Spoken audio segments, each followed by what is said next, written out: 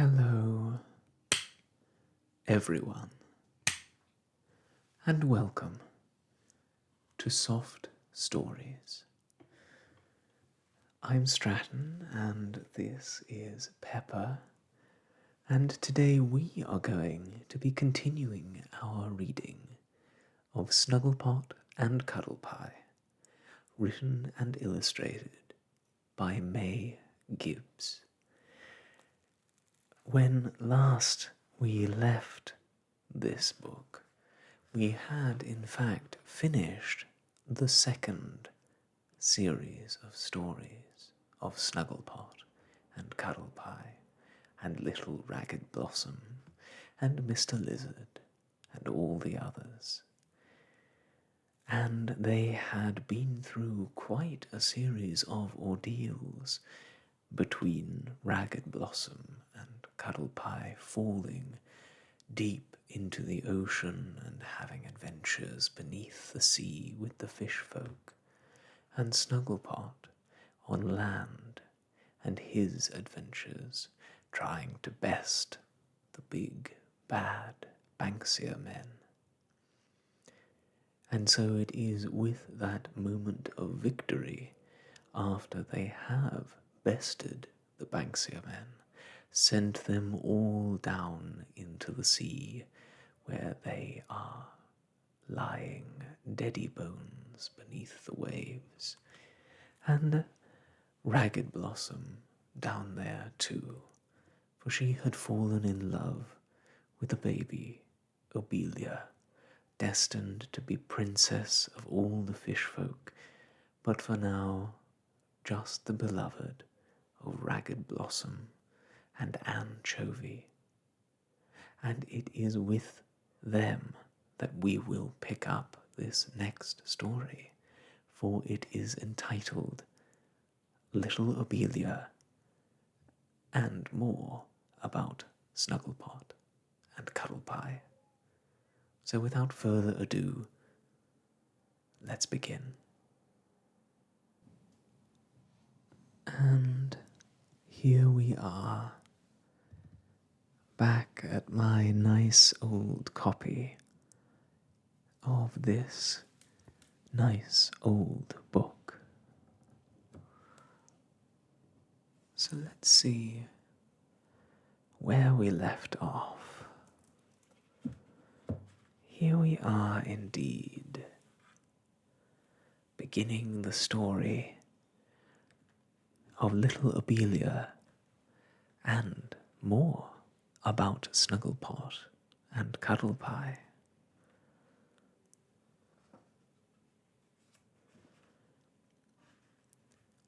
Here begins the story of Little Belia. Now, tell me, do you really think all the bad Banksia Men were deady bones when they went to the bottom of the sea in the great fight with Mr. Lizard and Mr. Eagle and Cuddlepie? Were they deady bones? Not a bit of it.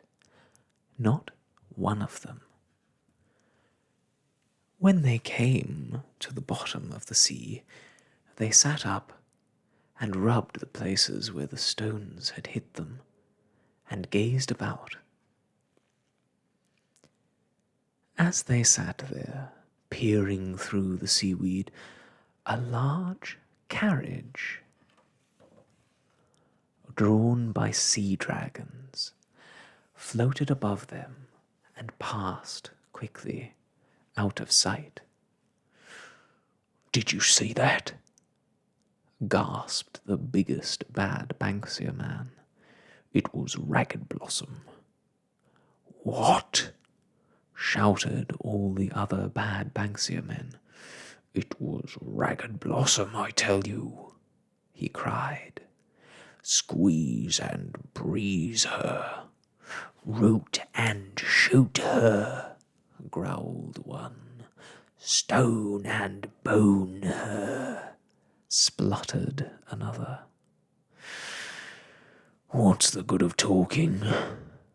said the biggest bad Banksia Man. "We must follow and catch her. This is the way they went. Come on. Then one of the bad Banksia men said it wasn't the way, and they all began fighting and quarrelling about it. So great was the commotion that numbers of fish came swimming round. The bad Banksia men stopped quarrelling and stared with wonder at the strange creatures.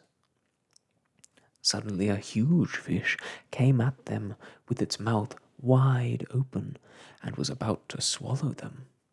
But they turned and were just in time to save themselves by running into a curious house hidden amongst the tall sea flowers. Just as the last bad Banksia man was squeezing in, they shut the door too soon and left his leg sticking out. The big fish darted at it and bit it off, and then went nosing round, looking for more. Inside the house, the bad Banksia men huddled together and shook with fear. Ha ha, croaked a terrible voice. Clutching each other, the Banksia men stared into the dark corner where the voice seemed to be, and there they saw a dreadful eye looking at them. As they gazed in terror, out stole a long, creeping, crawling arm, and seizing one of the Banksia men, drew him slowly into the dark corner. The big eye glared at them all the while. The bad Banksia men were so terribly afraid that they couldn't move or speak. Then the horrible voice croaked again. All of you, one by one, I shall eat all of you. And as the Banksia men stared into the dark corner, they saw a great, bulgy monster with lots of long, creeping, crawling arms. And what do you think it was doing? It was eating up the bad Banksia man. Now, when they saw this terrible sight, all the other Banksia men fell on their faces and called aloud, "O monster, spare us, we will be your slaves. We will find for you the beautiful ragged blossom that you may eat her. Only spare us." And they wept and tore their hair and rolled about in their fear. But the great monster silently went on, eating up the Banksia man, till not one little bit was left. "Now," said the monster, "where is this ragged blossom? Can you fetch her to me?" "Yes, yes," cried the Banksia men, looking up. "It is not enough," said the monster. "I want more. We will bring you nuts from the bush above." "How many?" asked the monster. "2," they said. "I must have hundreds." "We will bring them," cried the Banksia men. "Very well," said the monster. "You shall be my slaves and bring me plenty of nuts to eat. and if you fail me, I shall eat you all, all. So the bad Banksia men became the slaves of the wicked and awful giant octopus.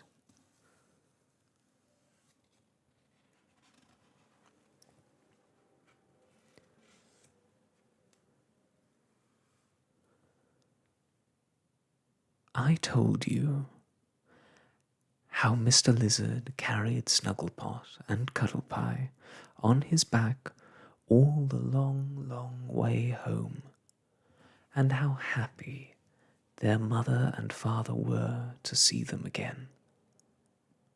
You remember that? Well, just imagine how excited all the blossoms and nuts were when they heard of the wonderful city of Big Bad, and how Snugglepot had lived under the sea with the fish folk, and, most exciting of all, how poor little Ragged Blossom had stayed behind at the bottom of the sea because she could not bear to leave the little baby Belia. Very well then. One warm spring day, Mr. Lizard sat, smoking, in his cool sitting room, thinking how blue the sky was through the window, and how sweet the wattle scent was coming in through the door, when he heard a step on the veranda, and in walked Snugglepot. "Stump and bump me!" exclaimed old Mr. Lizard, jumping up and shaking him by both hands. "By gum, I am glad to see you. Slip your cap and sit down and tell me all the news." "I've been thinking about Ragged Blossom," said Snugglepot. "And so have I," cried Mr. Lizard. "And so has Cuddle Bye," continued Snugglepot. "Well, well," mused Mr. Lizard. "That's strange." But stranger still, at that very moment, while they were talking of her, little Ragged Blossom, far, far away, at the bottom of the deep green sea, was sitting before her phosphorescent fire, fast asleep, dreaming that she was back in the bush again with all her dear old friends. Now, wasn't that strange?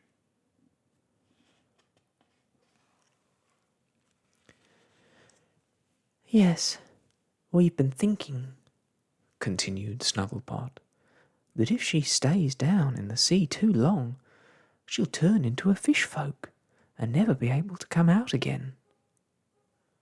"Can't the fish folk come out then?" asked Mr. Lizard. "Goodness, no. They'd dry," said Snugglepot. "Go Daddy Bones?" asked Mr. Lizard. "Quiet," replied Snugglepot. "Dear, dear," murmured Mr. Lizard. "What a dreadful thought. Now what's to be done?" "We think of going down to fetch her up," said Snugglepot. "I'll come too," Mr. Lizard roared excitedly, smacking his tail. "I'll certainly come." "Good root!" cried Snugglepot. "And now that's settled," said Mr. Lizard, "let's go along and see the cricket, eh?" Snugglepot agreed, and off they went. "I suppose you'll be very glad to go down and see your friends, the fish folk?" asked Mr. Lizard as they strolled along. "Oh, yes," answered Snugglepot. "I love anchovy." John Dory's a bit of a queer fish, isn't he?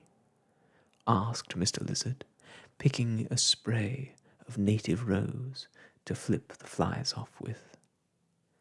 He used to be, but he's quite changed now, said Snugglepot.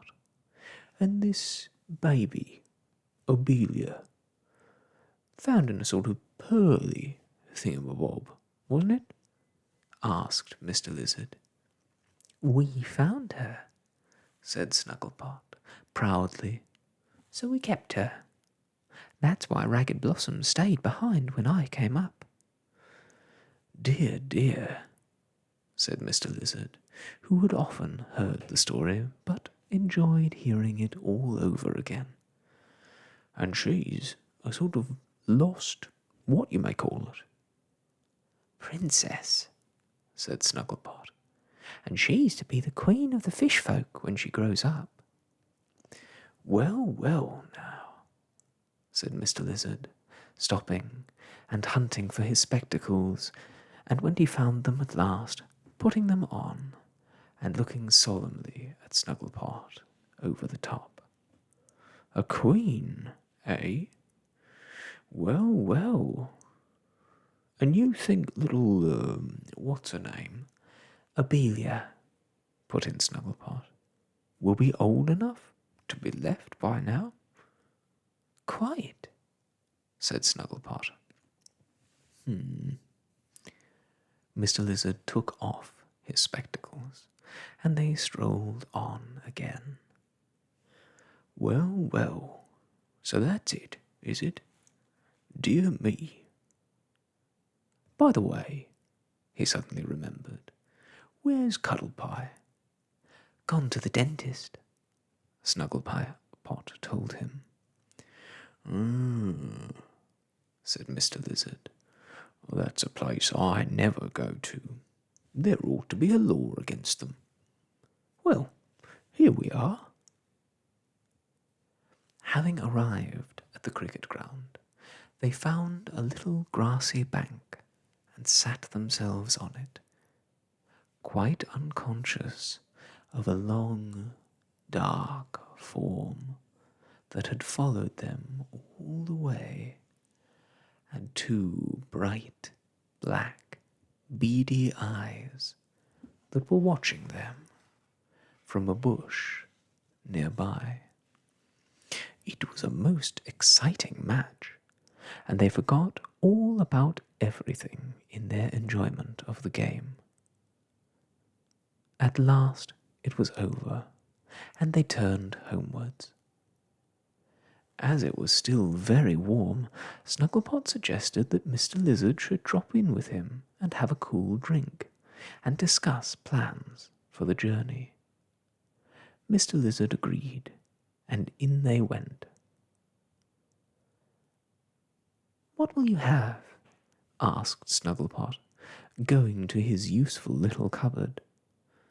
Juice of sour suds, aphis milk, or some old sap? 3 drips of old sap, and fill it up with dew, thank you.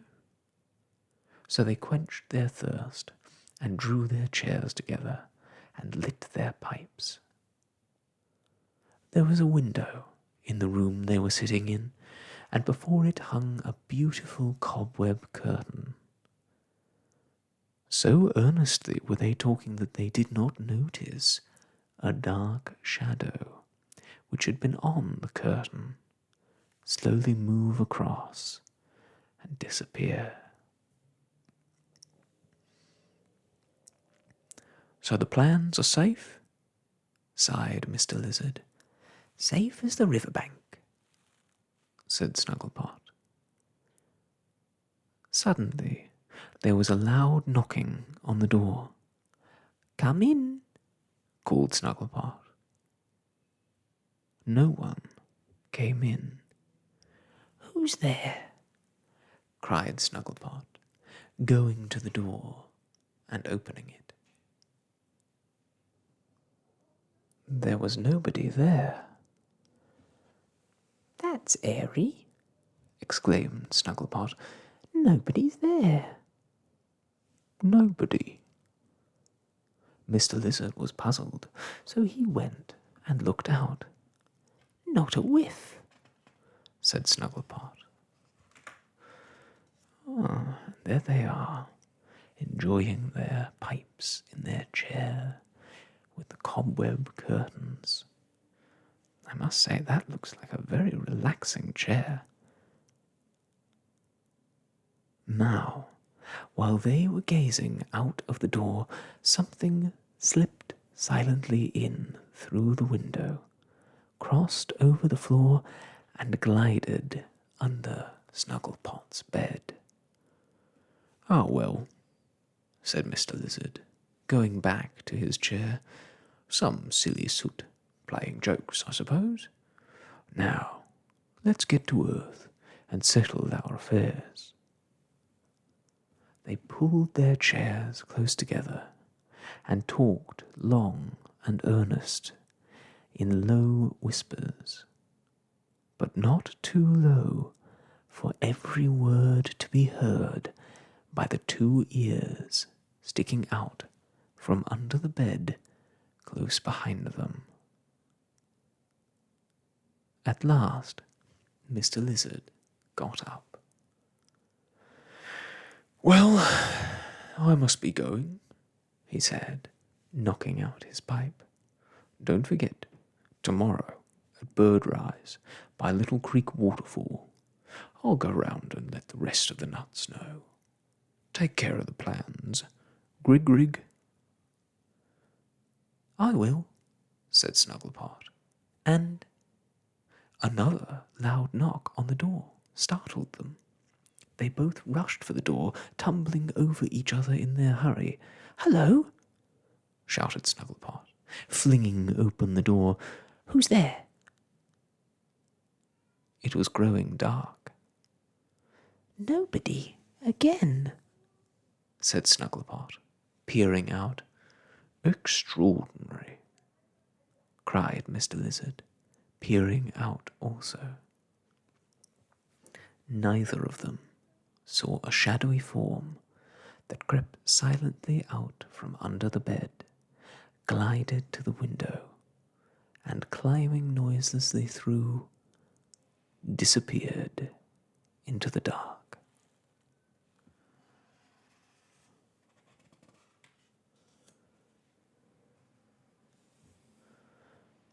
As Cuddle Bye walked along towards the dentist, he began to feel more and more miserable. "I hate dentists," he said aloud. "I'd sooner be Daddybones than go there. Suppose I don't go." He sat down on a log to think about it.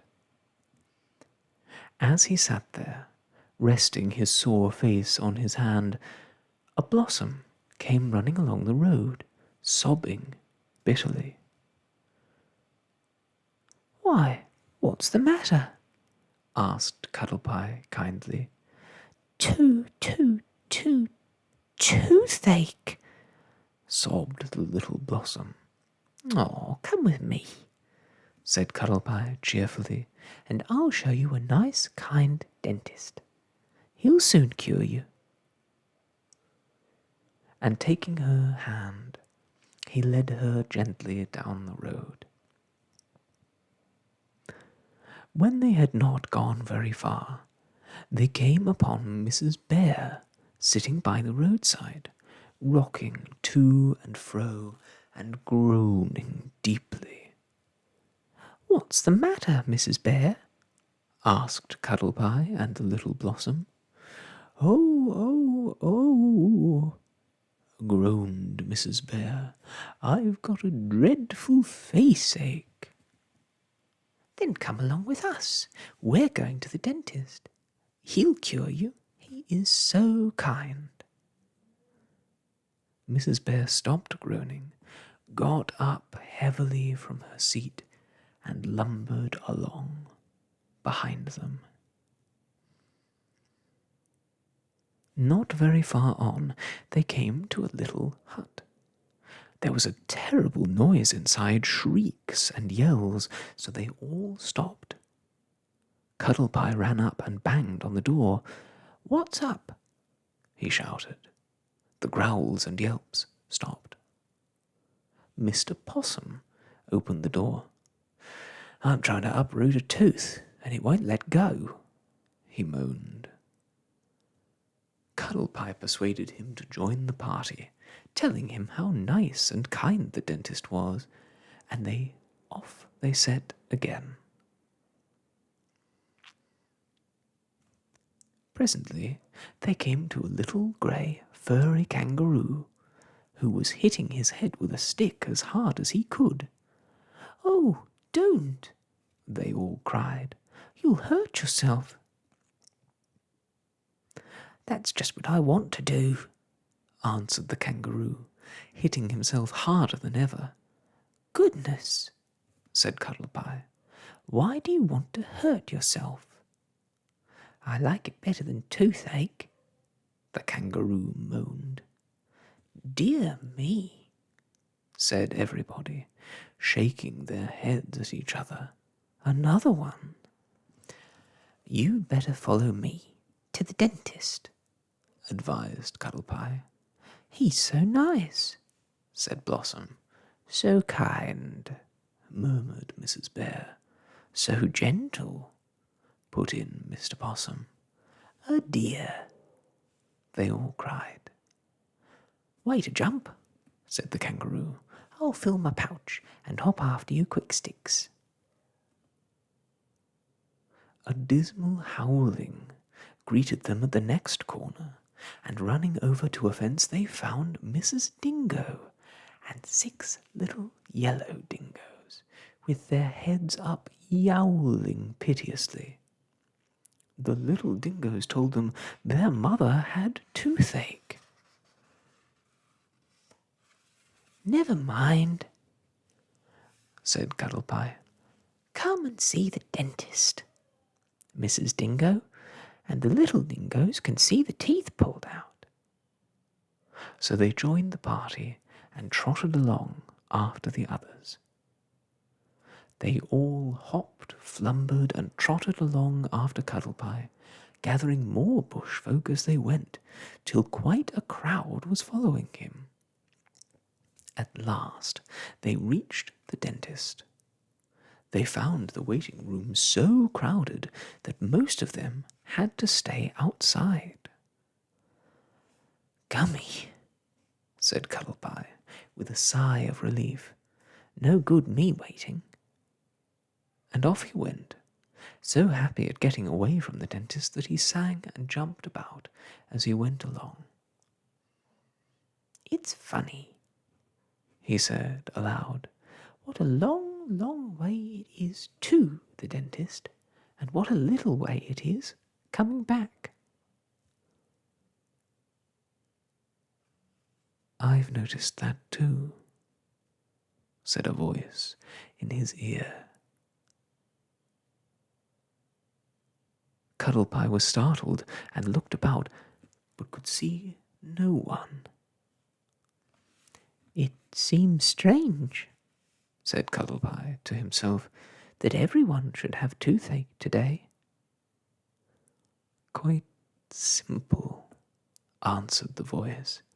"There's a sale on at the honey shop." "Where's that voice?" cried Cuddlepie, stopping and looking around everywhere. "Here it is," chuckled the voice mockingly, and out from a hole right at his feet popped the head of Mrs. Snake.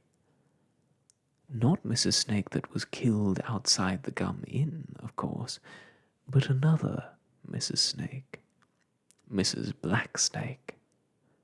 Cuddlepie jumped back. He knew what a poisonous person Mrs. Black Snake was. "It's a warm day," murmured Cuddlepie politely, moving off and trying to look unafraid. "Middling hot," said Mrs. Snake, "but don't be in such a hurry. I've news for you. News? Cried Cuddlepie. From a friend of yours who lives in the sea. Cuddlepie stood still, astonished. Who do you mean? He stammered. A letter from little ragged Blossom to you, answered Mrs. Snake, coming right out of her hole and swaying about near Cuddlepie till he felt his back go all creepy. If you come with me, she said softly, curving herself a little closer, I'll show you. I found it floating in the creek. It was sticking in the wing of a shag that was... What? asked Cuddlepie eagerly. Daddy bones, chuckled Mrs. Snake. How? asked Cuddlepie, shocked. Humans, I suppose. Good thing, too. I hate shags, she added venomously. I expect you hate everything, said Cuddlepie. Why should I? Hissed Mrs. Snake. 'Cause everything hates you, said Cuddlepie, and he looked hard into her wicked little eyes.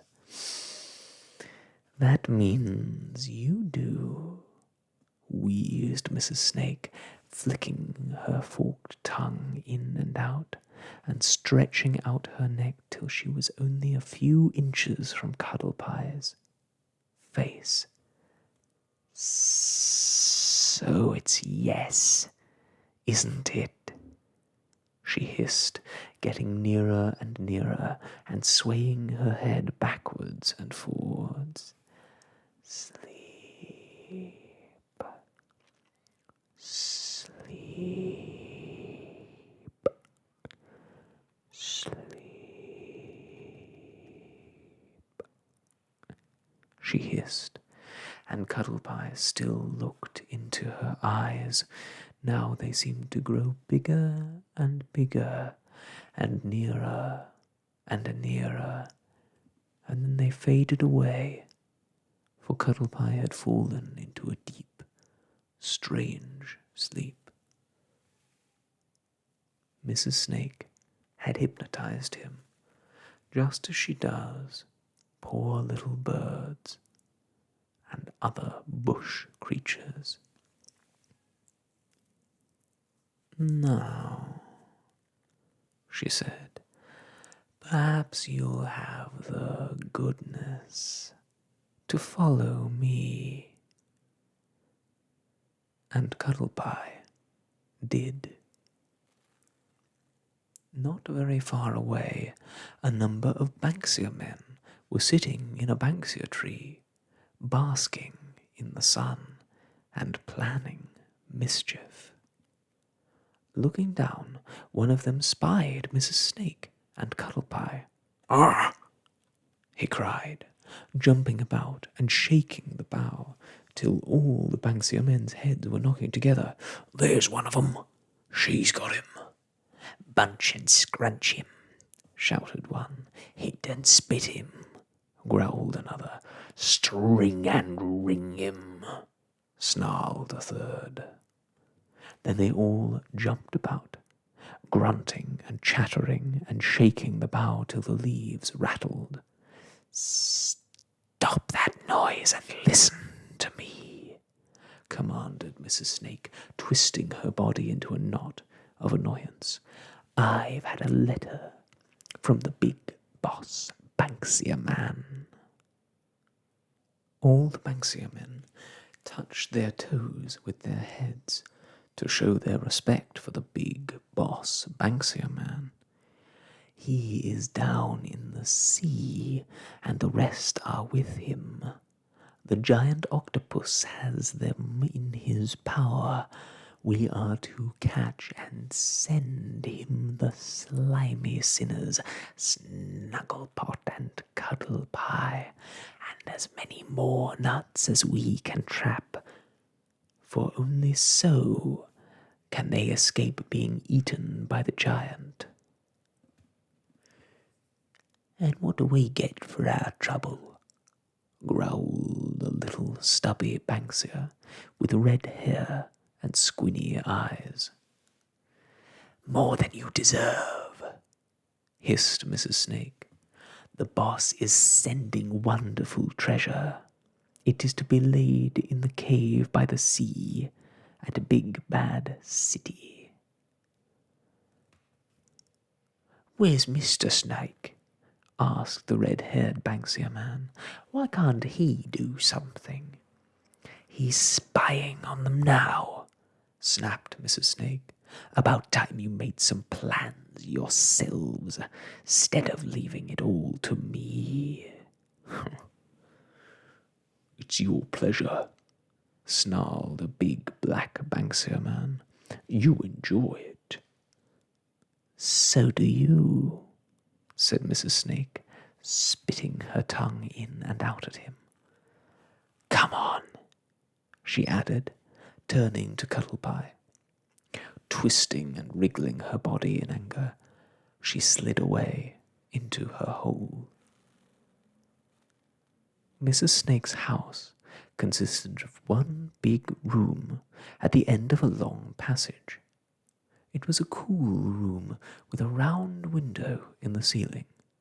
The window was open, and over it hung trails of delicate green maidenhair fern. Pulling Cuddle Bye in after her, Mrs. Snake tied his hands and feet with strong grass, pushed him into a corner, and rolled a heavy stone against him. There, she said. Now I'll go out and find something to eat. There's not a morsel in the house. And smiling a wicked, sly smile, she slid out and away up the passage.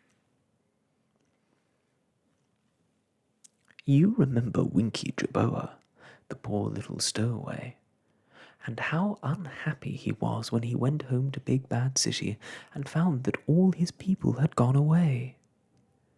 Well, he kept the house and garden tidy, laid in stores, and waited.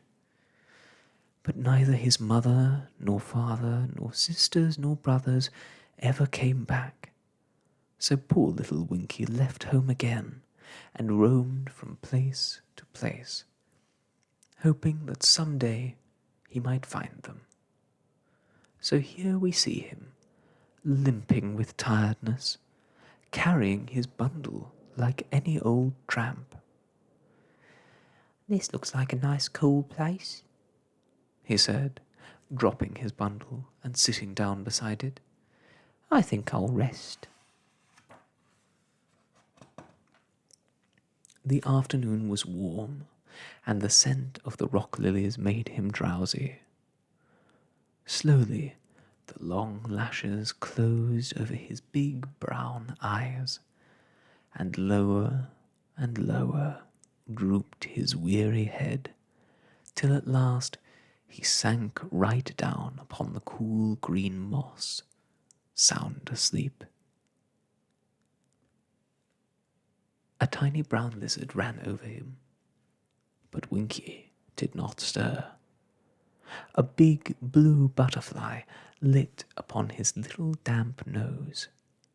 His whiskers twitched, but Winky did not wake. A spider, letting himself down from the fern above, landed upon the tip of his soft ear. But Winky did not wake. Two kookaburras flew into the tree overhead and laughed and chattered for quite a while. But Winky did not wake.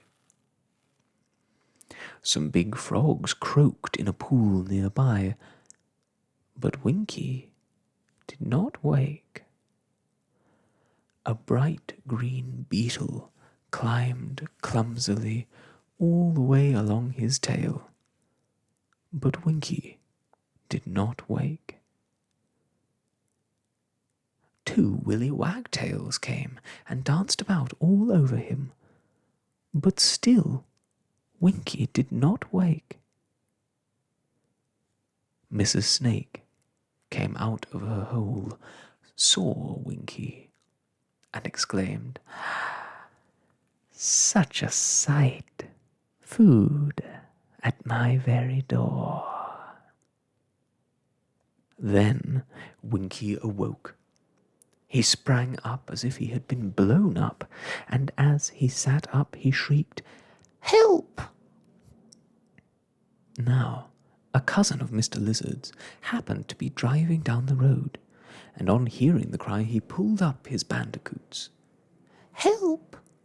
came the cry again, but it sounded fainter this time. Mr. Lizard sprang from his wagon and rushed into the bush. There sat poor little Winky, white and stiff with fear. Reared before him, ready to strike, was the terrible Mrs. Snake. Though Mr. Lizard was only a little chap, he sprang upon her without a moment's hesitation. In a flash he had her by the neck, his strong hand squeezing her till she squealed for mercy. "Run!" called he to little Winky. "Run for your life, and don't stop till you're home." Poor little Winky was so frightened that at first he could hardly move. "Run! Run!" shouted Mr. Lizard, for he felt her slipping. So while they fought and rolled about, Winky picked up his bundle and dashed away as fast as his tired little legs could carry him. He ran and ran, till suddenly the ground gave way right beneath him, and he fell, crash thud, right into the middle of... Where do you think?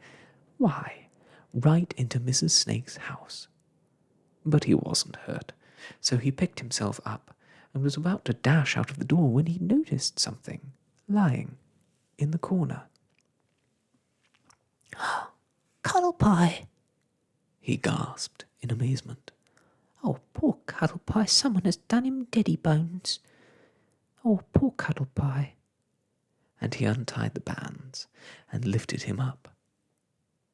At this moment there was a rustling noise, and there in the doorway swayed Mrs. Snake. Winky was frozen with horror. "Ah!" hissed Mrs. Snake, raising her head. "I have you." But as she spoke, her throat swelled, her eyes turned purple, and with one bound into the air she fell at Winky's feet. And there she lay, for she was wounded. Winky saw his chance. Holding Cuddle Bye tightly in his arms, he sprang clear across her body and out of the door. Staggering and stumbling, he found his way up the dark passage and at last, with a cry of relief, fell out into the sunshine. But there was no time to lose. Half carrying and half dragging poor Cuddle Bye, he managed to find a hiding place in a hollow tree. Oh, joy! A door opened, and there stood kind Mr. Possum. "Take us in," panted Winky. "Mrs. Snake, oh, be quick." Without waiting for more news, Mr. Possum helped them in, and what's more, Mrs. Possum took poor Cuddle Bye and bathed his face and gave him medicine, and soon brought him out of his strange sleep. "What has happened?" asked Cuddle Bye, opening his eyes. They told him. "Oh, there must be mischief about," said Cuddle Bye. "I must hurry home."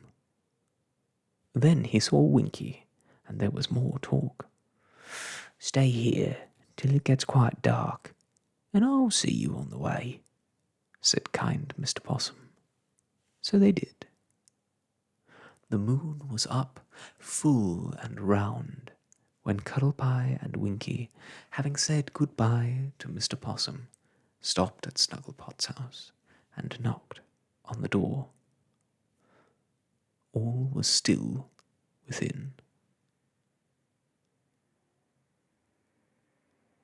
Cuddlepie knocked again.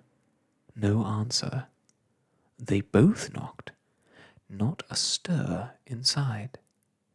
When they knocked and shouted and knocked and made so much noise that a party of nuts, returning very late from the Gum Inn, asked what the matter was. "We can't get in," said Cuddlepie. "Climb through a window," suggested a nut. "It's too high," answered Cuddlepie. "That's easy," laughed the nuts, and before you could say Robin Redbreast, they had piled themselves, each upon the other's shoulders, till quite a long ladder was made. But it was just too short, for when Cuddlepie climbed up, he could only catch the window-sill with one hand. Suddenly, Winky, who was looking on, ran like lightning up over all of them, and clean in at the window.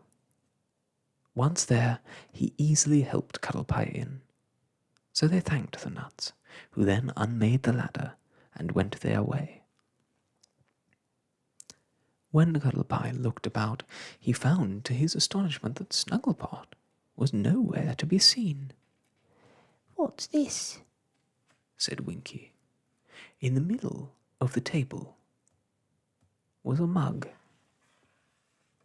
and tied to it a leaf, on one side of which was written, "Drink this, Cuddlepie. It cures toothache."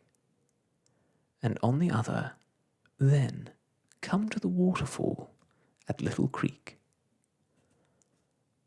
"How kind of Snugglepot," said Cuddlepie.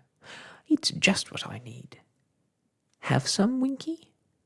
"No, thank you," said Winky, who didn't like the smell of it. Cuddlepie, who was always good at taking medicine, tipped up the mug and swallowed it all.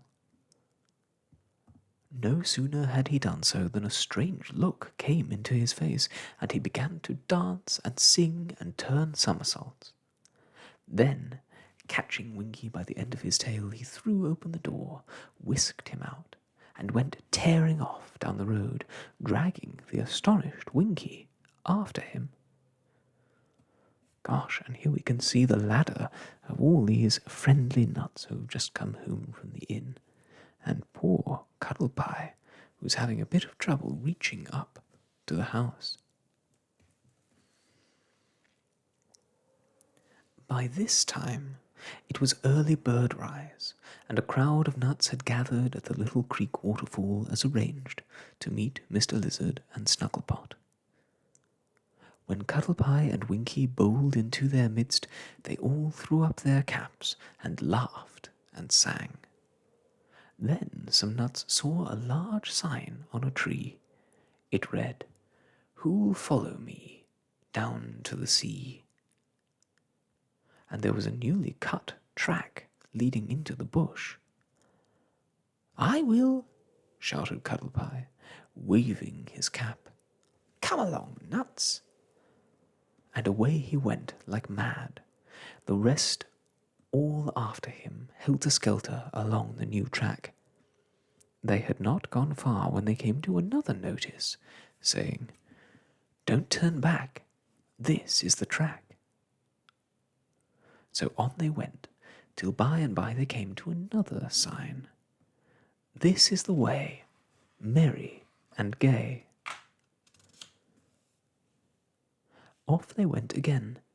Presently the track took a sudden downward turn into a deep gully. At the bottom splashed and gurgled a mighty stream. And here was another signboard. to the lizard bridge, go over the ridge. They all turned back over the ridge, and there they saw a monster lizard standing across the stream, his front legs on one bank and his back legs on the other.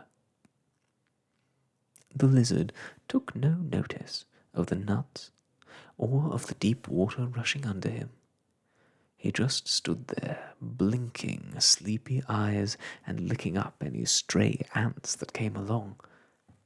All the nuts clambered over where his tail was smallest, walked along his huge body, and crossed safely to the other side. All except Cuddle Bye, who, because he danced and skipped about, lost his balance when he got to the middle and fell, splash, into the stream. The rushing water made so much noise that nobody heard his shout, and most of the nuts were away up over the hill before anyone knew what had happened. When they all heard about it, there was much disturbance. Some were for going back, but others said, "No, it is best to go on and tell Snugglepot, who will be waiting for us." All the nuts agreed to this, so away they went once more, leaving little Winky Jerboa sitting in the middle of the track, weeping and wringing his hands. At length, when the sun was high overhead, they came to another notice. It said, "Just round the bend is the journey's end." By this time they were all very tired and so hot that when they turned the bend and saw before them the beautiful wide blue sea, they threw up their caps and shouted for joy.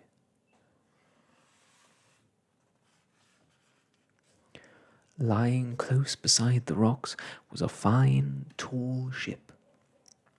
They all clambered aboard, calling loudly for Snugglepot.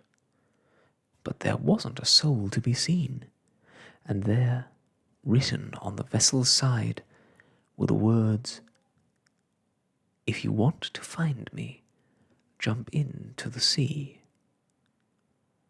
On seeing this, the nuts were delighted, and without waiting a moment they pushed the ship out from the rocks till it floated over the deep, deep water. Then, climbing onto the side, they all sprang off, just like a lot of pink frogs, and went swimming down, down, down, into the cool green sea. Now, let us leave them and see what happened to Cuddle Bye. But, my friends, I fear that will have to be next time. Thank you so much for joining me on this continuation of our reading of Snugglepot and Cuddle Bye by May Gibbs. I hope you are all enjoying it just as much as I am. I must leave you now, but we'll see each other soon. And until that time, I wish you all the best. And goodbye.